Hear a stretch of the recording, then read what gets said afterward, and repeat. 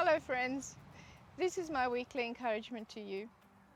Now you will recall that last week I had a conversation with a friend of mine about the spiritual nature of our children, and we were talking about what that meant and whether our children are in fact spiritual.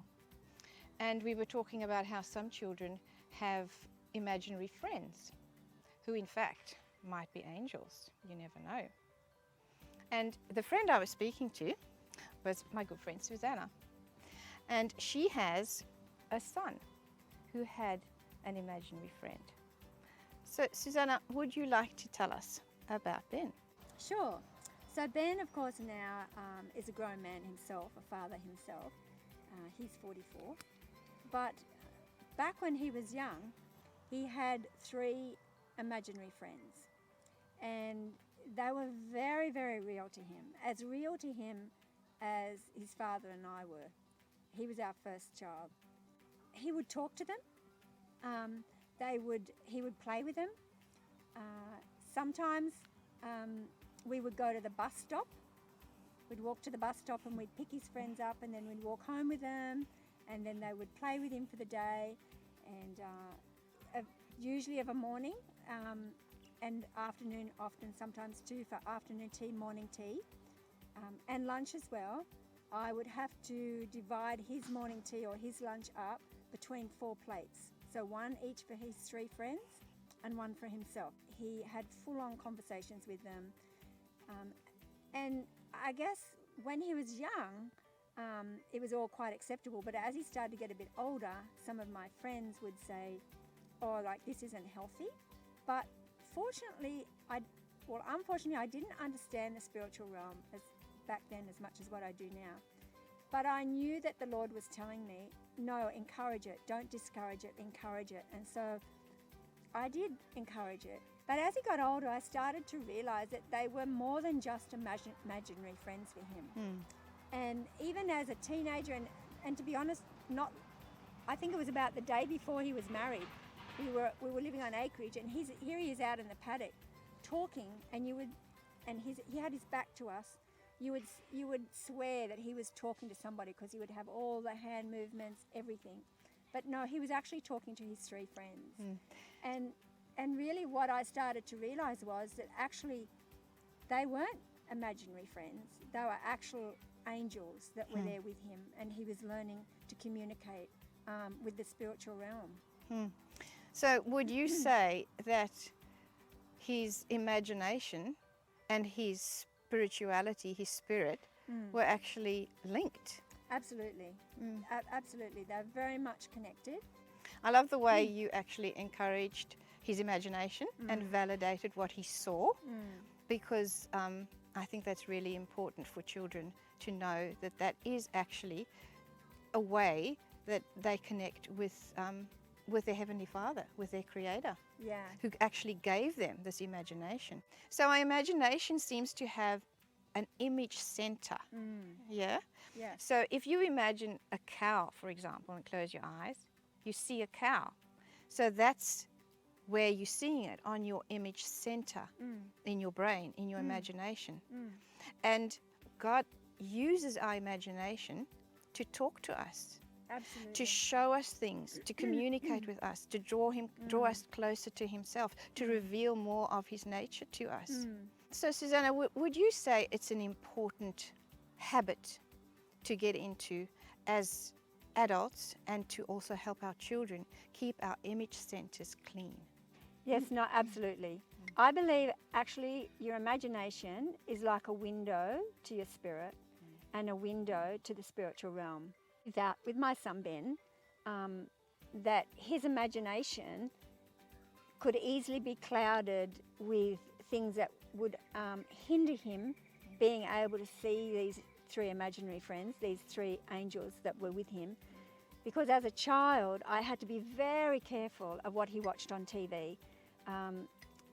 Funnily enough, even Sesame Street, because the Cookie Monster would freak him out like nobody's business.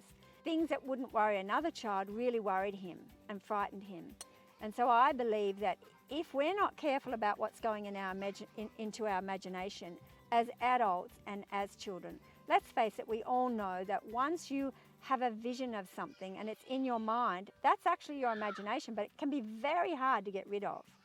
And so if we're not deliberate in making sure what goes into our mind, what goes into our imagination, if we're not real deliberate about keeping that clean, keeping that healthy, then we're not going to be able to see in the spiritual realm. We're not going to be able to hear from God or see from God anything like we could if we keep that space available for Him.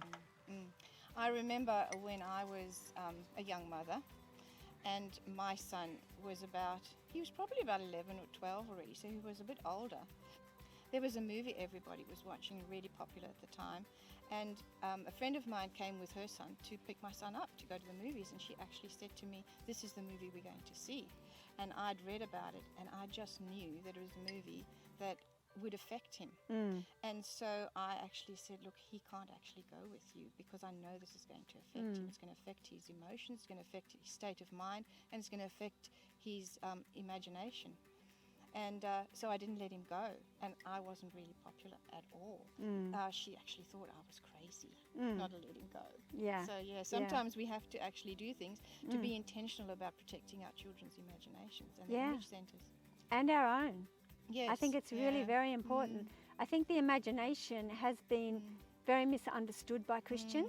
I use my imagination myself to connect in with God, but I do it deliberately now. Yes. But what I've realised about myself is, as an adult, that because the imagination was so devalued in Christian circles while I was growing up, and also therefore I devalued it, then I haven't used it for the majority of my life, and so it's got weaker.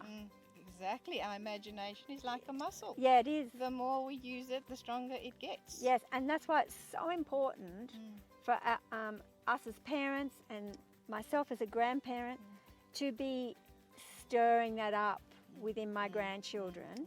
I'm glad the Lord taught me to stir it up in my son. If I hadn't known what I knew now, I would have stirred it up even more. Because if we don't, it gets stirred up anyhow. Yes, exactly. And it does. It'll get stirred up by what they're watching on TV. And we're either going to help them as parents and grandparents stir that imagination up to be connecting with Jesus. That's going to be the sort of thing that their imagination will go to, instead of the things that they're seeing on TV or the things that they're reading in books and magazines and things, because their imagination will be used one way or another. Yes, and not only magazines and TV, but on the internet. Oh, absolutely. Everything that isn't good is so easily accessible.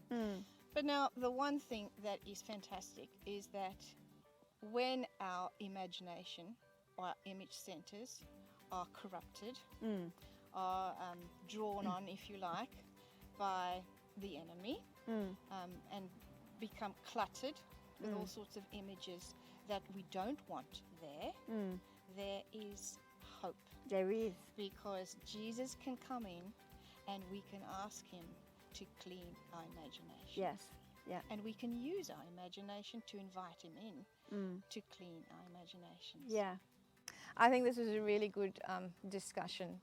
So next week, let's explore this some more, and we'll talk a bit about how we actually clean our imaginations and how we fill those clean imaginations with the things of God.